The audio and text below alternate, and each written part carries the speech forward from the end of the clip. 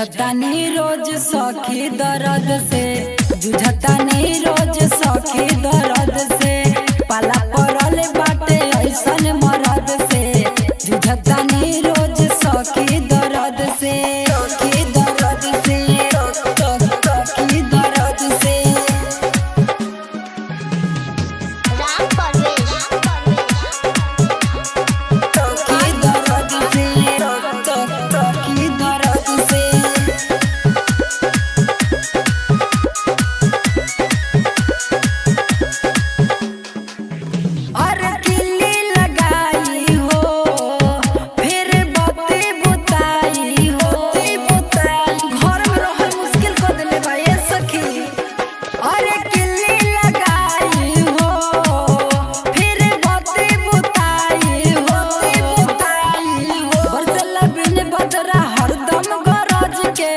जुझतानी रोज सखी दर्द से, जुझतानी रोज सखी दर्द से, पाला पड़ल बाटे ऐसन मरद से, जुझतानी रोज सखी दर्द से, सखी दर्द से, सखी दर्द से।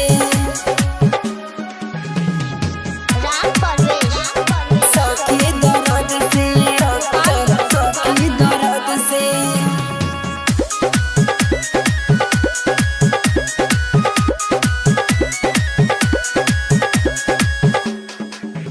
अरे जवानी के का कही कैले गिजना बा मही मही, जैसे नहीं सको दिखाई सखी जना बा मही। जवानी के का कही कैले गिजना बा मही मही, अरे कृष्णा रविंद्र रही जाला तरस के, जुझतानी रोज सखी दर्द से, जुझतानी रोज सखी दर्द से, पाला पड़ल बाटे ऐसन मरद से, जुझतानी रोज सखी दर्द से। अरे का बताई हो सखी जियल मुहाल कैले बा।